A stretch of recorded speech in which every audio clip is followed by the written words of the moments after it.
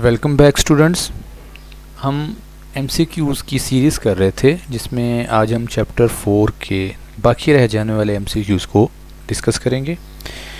इससे पहले जो MCQs थे वो हमने सॉल्व कर लिए हैं, उसका लिंक जो है वो मैं इंशाल्लाह डिस्क्रिप्शन में दे दूंगा। अगर आप लोगों ने वो नहीं देखे तो उनको भी जाके विज़िट कर लीजिएगा। एक एक MCQs को हमने डिटेल से डिस्कस किया है, जिसको सॉल्व करने की ज़रूरत है उसको सॉल्व किया है ताकि आइंदा पेपर्स में आपको किसी भी किस्म की मुश्किल का सामना ना करना पड़े। तो अब हम चलते हैं, हमारे पास जो 36 ऑप्शन है उसको सॉल्व करते हैं। तो 36 में हमें कहा जा रहा है जी 1 + ω4 = 2। तो इसका क्या आंसर होगा, हम इसको सॉल्व कर लेते हैं। 1 + ω4। अब इस ω4 को मैं तोड़कर ω³ लिख लेता हूँ, और ω³ हमें पता है कि ये किसके बराबर होता है, 1 के। तो यहाँ पे 1 + ω आ जाएगा। एक और रिलेशन हमने पढ़ा हुआ है कि sum of cube roots of unity is equal to 0। तो यहाँ से 1 + ω अगर हमने फाइंड आउट करना हो तो ये ω² वहाँ पे जाके माइनस हो जाएगा। तो इसका मतलब है कि यहाँ पे इसका आंसर -ω² आएगा, जो कि ऑप्शन नंबर डी है। 37 है जी the product of roots of ax² + bx + c। तो ये सिंपल सा फार्मूला है, ठीक है जी। The product of roots of unity ये हमने 12 दफ़ा डिस्कस भी किया है। ये किसके बराबर होता है जी, c/a के। 38 है जी हमारे पास the polynomial 3x² + 2x + 1 has degree. तो यहाँ पे देखिए हमारे पास जो वेरिएबल की जो मैक्सिमम पावर होती है वो उस पोलिनोमियल की डिग्री होती है। तो यहाँ पे हमारे पास जो मैक्सिमम पावर है वेरिएबल की वो क्या है, 2 है।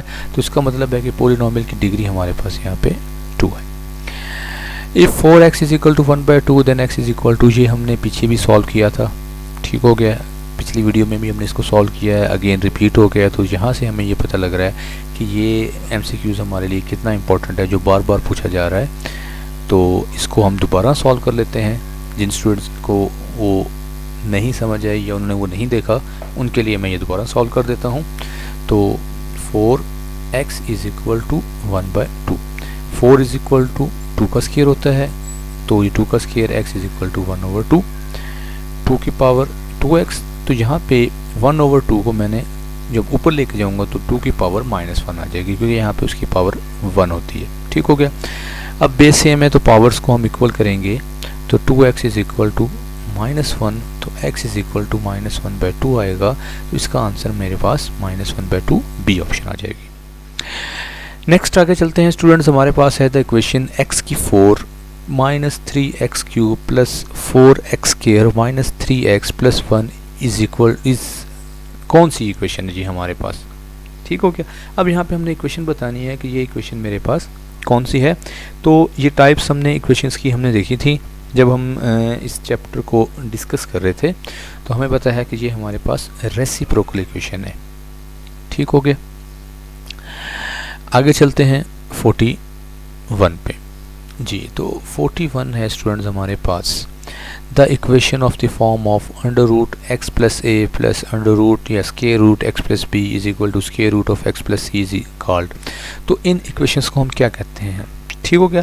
तो जहाँ पे भी स्क्वायर रूट हमारे पास यूज़ होता है तो इन इक्वेशंस को हम रेडिकल इक्वेशंस का नाम देते हैं। तो ऑप्शन बी इसका आंसर आएगा। 42 पे आ जाते हैं कि if ω and ω² are complex cube roots of unity then 1 + ω + ω²।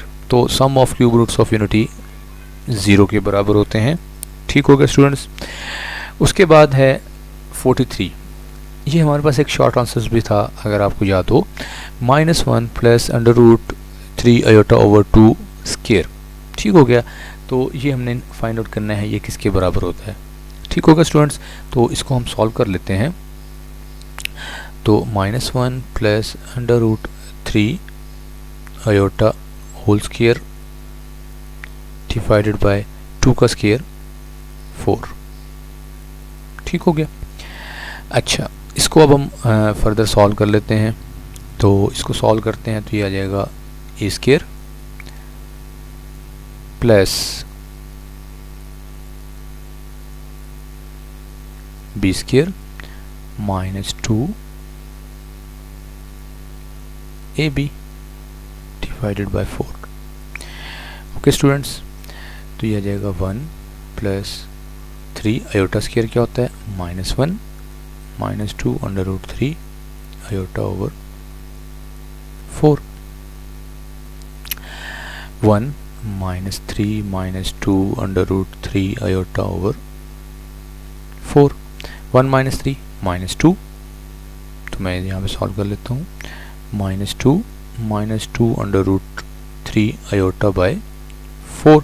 अब इन दोनों टर्म से आप जो है वो 2 कॉमन ले लेंगे, तो -1 minus under root 3 iota over 4 आ जाएगा। ये 2 से 2 कैंसिल हो जाएगा, तो मेरे पास क्या बचेगा -1 minus under root 3 iota over 2। तो अगर ये ओमेगा है तो वो ओमेगा स्क्वायर होता है। ठीक होगा स्टूडेंट्स। अब हम 44 ऑप्शन पे आ चुके हैं। तो 44 है जी, the complex fourth root of unity are. तो हमें ये पता था जब हमने फोर्थ रूट ऑफ यूनिटी निकाले थे, उनकी प्रॉपर्टीज़ हमने देखी थी, तो हमने कहा था कि इनके जो कॉम्प्लेक्स रूट्स होते हैं वो एक दूसरे के कॉन्जुगेट होते हैं, तो इसका आंसर है B. If x is at tens place and y is at unit place then 2 digit number X Y. अब वो कहता है जी x हमारे पास 10 प्लेस पे है और y जो है वो यूनिट प्लेस पे है, तो 2 डिजिट नंबर जो हमारे पास वो बन रहा है वो एक्स वाई वो किसके बराबर होगा। सिंपल सा क्वेश्चन है स्टूडेंट्स। जो टेंस पे है, ठीक है, वो है हमारे पास x, और जो यूनिट प्लेस पे है वो है y। तो इसका आंसर स्टूडेंट्स हमारे पास बन रहा है 10x प्लस y। ठीक हो गया। Solution of this set of system of equations x square plus y square is equal to 5 and xy is equal to 2 is. इस तरह के क्वेश्चंस हमने जो इस चैप्टर की 9th एक्सरसाइज थी उसमें सॉल्व किए थे। ठीक हो गया।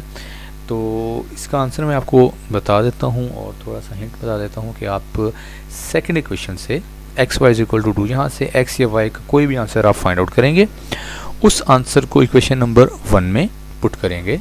यानी कि यहाँ से आप बेशक x की वैल्यू फाइंड आउट कर लें या y की। अगर मैं x की निकालूंगा तो x is equal to y over 2 हो जाएगा। ये x का आंसर आप इस इक्वेशन के अंदर पुट करेंगे। ठीक हो गया। तो ये आपकी एक क्वाड्रेटिक इक्वेशन बन जाएगी x या y के अंदर। ठीक होगा स्टूडेंट्स। उस क्वाड्रेटिक इक्वेशन को आप जो आपको फार्मूला सूटेबल लगे, कंप्लीटिंग स्क्वायर, क्वाड्रेटिक फार्मूला, या हमारे पास अपना थर्ड फॉर्म जो थी इसकी, ठीक है, उस तरीके से आप सॉल्व करें। जो आपको सूटेबल लगे उसको सॉल्व करने के बाद आपके पास y का जो आंसर आता जाएगा आप इस इक्वेशन के अंदर पुट करते जाएंगे और यहाँ से x के आंसर फाइंड आउट होते जाएंगे। ठीक हो गया स्टूडेंट्स। तो मैं आपको इसका आंसर जो है वो बता देता हूँ कि मैंने इसको सॉल्व किया। सॉल्व करने के बाद मेरे पास इसका आंसर क्या आया। तो इसका आंसर आता है जी ऑप्शन बी। ये आप सॉल्व कर लीजिएगा। अगर किसी को कोई मसला हो कमेंट के अंदर मेंशन कर दीजिएगा। मैं इंशाल्लाह इसको सॉल्व करने की छोटी सी क्लिप की वीडियो भी बना के अपलोड कर दूंगा, कोई मसला नहीं है। 47 पे आ जाते हैं जी। If a number x is greater than y by 5 then it can be written as. अब वो कहता है कि हमारे पास जो x नंबर है वो y से 5 ग्रेटर है, तो इसको इक्वेशन की फॉर्म में हम कैसे लिखेंगे। तो स्टूडेंट्स देखें, x 5 से ग्रेटर है, x ग्रेटर है y से कितना डिजिट 5। अगर मैंने इक्वल करना है तो मुझे या तो यहाँ पे प्लस करना पड़ेगा या यहाँ से सब्ट्रैक्ट करना पड़ेगा। ठीक है, तब ये मेरी इनइक्वालिटी जो है वो इक्वल के साइन में चेंज हो जाएगी। यानी कि इसको हम दो तरीक़ों से लिख सकते हैं कि x minus 5 is equal to Y या x is equal to Y plus 5। ठीक है, इसको सिंपल से समझ लें। सिंपल से मैं आपको आसान तरीके से बता देता हूँ। फ़र्ज़ करें हमारे पास ये एक बाल्टी या बोरा जो भी आप कह लें और एक ये सेकंड बाल्टी है। अब इन दोनों के वज़न में इसका वज़न 5 किलो ज़्यादा है इससे। अब दोनों को लेवल करना है, या तो इससे 5 किलो निकाल दें या इसमें 5 किलो आप ऐड कर दें, तो दोनों इक्वल हो जाएंगे। तो आगे चलते हैं स्टूडेंट्स 48 पे। x की n plus a n is divided by x plus a, the remainder will B.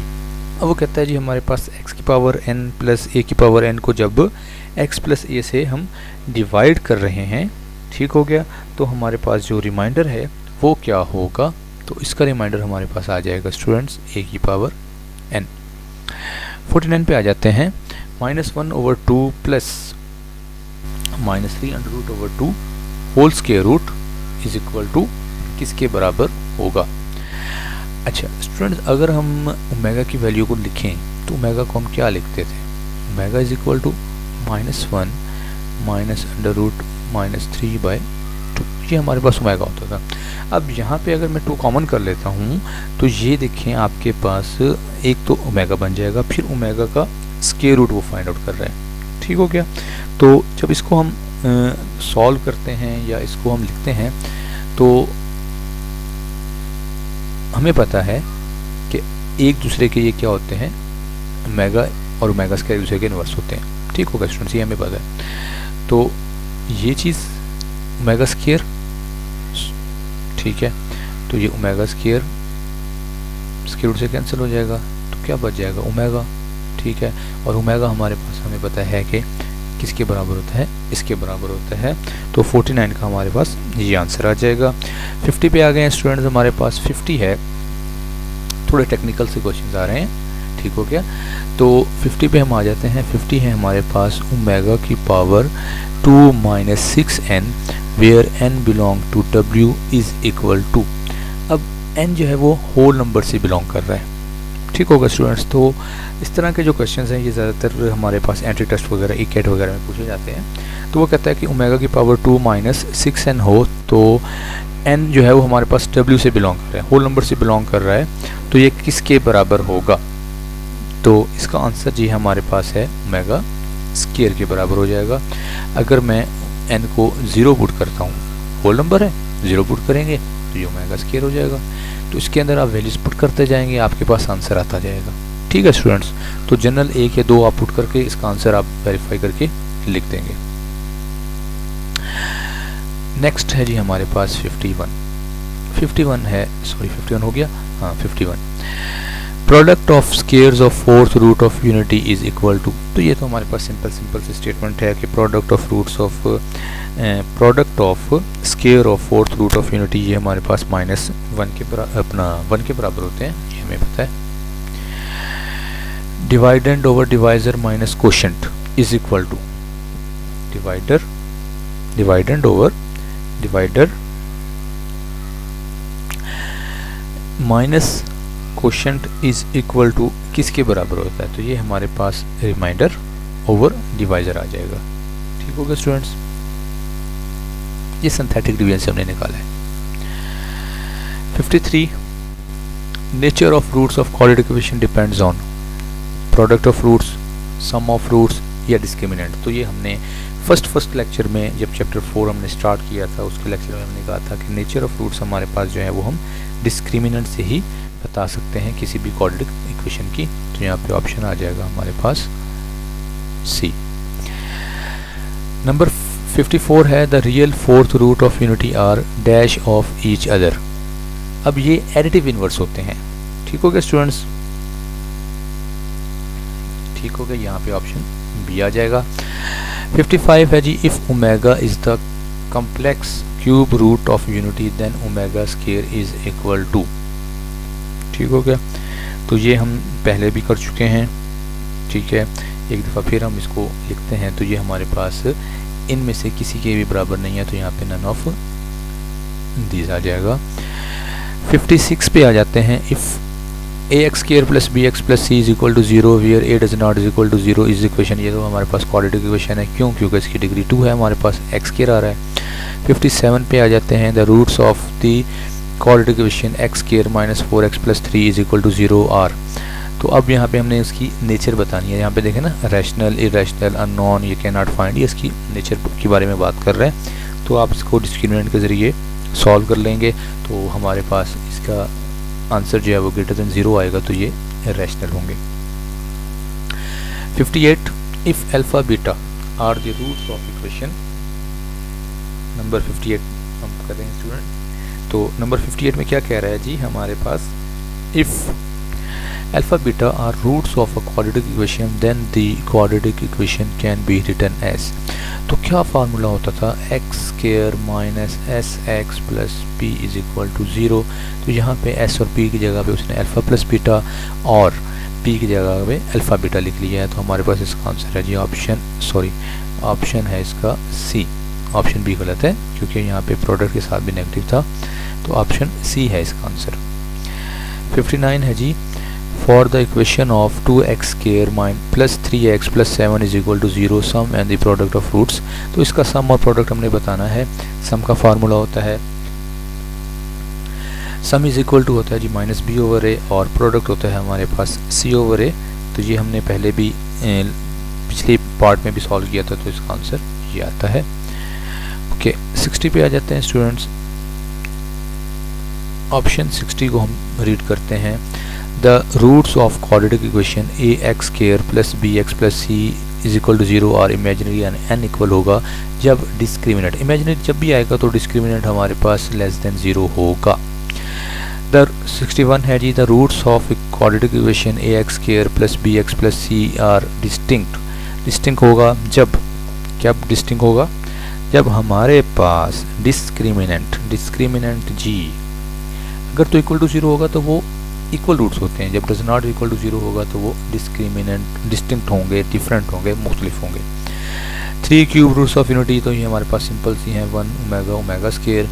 Some of fourth roots of unity 63, तो ये हमें पता है कि सम इसका किसके बराबर होता है, 0 के बराबर होता है, बिकॉज इसके रूट्स होते हैं 1 minus 1 iota and minus iota. तो इनको जमा करें तो आंसर हमारे पास इक्वल टू 0 आता है। 64 जी स्टूडेंट्स, हम 64 पे आ गए हैं। तो 64 है हमारे पास, a radical free equation has some roots which do not satisfy the given radical equation. These roots are called extraneous root से हम कहते हैं। क्या कह रहा है, इसको मैं आसान वर्डिंग में बताऊं तो कहता है जी, अब जब हम रेडिकल इक्वेशंस को सॉल्व करते हैं तो हमारे पास कुछ ऐसे रूट्स आते हैं जो उस रेडिकल इक्वेशन को सेटिस्फाई नहीं करते। ये जब हमने एक्सरसाइज की थी, हमने रेडिकल इक्वेशंस को सॉल्व किया था, उसमें हमने कहा, मैंने आपको बताया था कि हमने रेडिकल इक्वेशन में चेक मस्ट करना है क्योंकि उसमें कुछ एक्सट्रेनियस रूट होते हैं जो हमारी गिवन इक्वेशन को सेटिस्फाइड नहीं करते। ठीक हो गया। 65 पे आ जाते हैं। सोल्यूशन सेट ऑफ 2x की 4 minus 32 is equal to 0 is 2x 4 minus 32 is equal to 0। तो इसके आपने सोल्यूशन सेट बताना है। तो यहाँ से 2 कॉमन ले लेंगे तो x4 minus 16 is equal to 0, X square का स्क्वायर माइनस 4 का स्क्वायर इज इक्वल टू 0। तो X square plus 4 into X square minus 4 is equal to 0। तो X square plus 4 is equal to 0, that implies X square is equal to minus 4 और x is equal to plus minus 2 iota. X square minus 4 is equal to 0, X square is equal to 4, x is equal to plus minus 2। तो हमारे पास roots क्या आ जाएंगे जी, plus minus 2 iota और plus minus 2। तो यहाँ पे हमारे पास ये कौन सा आंसर है जी, ये आंसर सी है। 66 पे पहुँच चुके हैं स्टूडेंट्स, हम एंडिंग की तरफ जा रहे हैं। 66 है हमारे पास, if a polynomial f of x is divided by 2x minus 1 then the remainder is equal to. तो रिमाइंडर हमारे पास किसके इक्वल होगा, रिमाइंडर हमारे पास f ऑफ माइनस 1 ओवर 2 के बराबर हो जाएगा। 67 है जी, if omega square is equal to minus 1 plus under root 3 iota over 2 then omega. तो ओमेगा जो है वो इसमें हमारे पास एक डिफरेंस आता है, जस्ट यहाँ पे प्लस है तो वहाँ पे माइनस यूज़ होता है। तो 67 का हमारे पास आंसर आ जाएगा ऑप्शन बी। ठीक हो गया। 68 पे आ जाते हैं जी, if alpha beta are roots of a x square plus B x plus C is equal to 0 then alpha square plus beta square. तो अल्फ़ा बीटा हमारे पास गिवन है। ठीक हो गया। Sum of roots find out कर लेते हैं और फिर अल्फ़ा स्क्वायर और बीटा स्क्वायर ले लेते हैं। तो मैं इसको सॉल्व करके आपको दिखा देता हूँ स्टूडेंट्स, ताकि आप लोगों को थोड़ी सी भी कन्फ्यूजन इसके अंदर ना हो, सॉल्व करते हुए समझते हुए। जी स्टूडेंट्स, तो क्या है जी हमारे पास गिवन इक्वेशन है a x square plus B x plus C is equal to 0। तो सम निकालें यानी कि अल्फ़ा प्लस बीटा, तो वो किसके बराबर होता है माइनस बी ओवर ए के। तो और product alpha beta c over a के बराबर होता है। अब हमने निकालना था जी alpha square plus beta square, ठीक हो गया। तो इसमें क्या करें जी, आप 2 अल्फ़ा बीटा ऐड भी कर दें और 2 अल्फ़ा बीटा माइनस भी कर दें। A square plus b square plus 2 a b formula, तो a plus b whole square बन जाएगा माइनस 2 इंटू अल्फ़ा बीटा। अब वैल्यूज पुट कर दें, minus b over a square minus 2 over c over a. तो ये हमारे पास क्या बनेगा स्टूडेंट्स, यहाँ पे इसको सॉल्व कर देता हूँ, B square over a square minus 2c over ए। अब जब हम इसका वो ले लेंगे अपना एलसीएम ले लेंगे, तो एलसीएम को सॉल्व करने के बाद यहाँ पे हमारे पास एलसीएम आ जाएगा ए स्क्वायर, तो हो जाएगा बी स्क्वायर माइनस 2ac। तो यहाँ पे हमारे पास ऑप्शन ए आ जाएगा इसका आंसर। लास्ट 2 पार्ट्स हमारे पास 69 है जी हमारे पास, a polynomial f of x has factors x minus a if. वो कहता है जी हमारे पास पोलिनोमियल है एफ ऑफ एक्स, उसका फैक्टर एफ ऑफ एक्स होगा अगर ये हमारे पास रिमाइंडर थ्योरम था या फैक्टर थ्योरम भी हमने पढ़ा था इसको। तो क्या था हमारे पास इसमें f of a is equal to 0 होना चाहिए। लास्ट पार्ट हमारे पास है जी, if n is a even positive integer x की पावर n-1 प्लस a की power n-1 over x plus a has remainder. तो इसका आंसर जी हमारे पास 0 है। तो उम्मीद है स्टूडेंट्स मेरा ये लेक्चर आपको समझ आ गया होगा। हमने जितने भी MCQs किए हैं वो आपको अच्छे तरीके से समझ आ गए होंगे।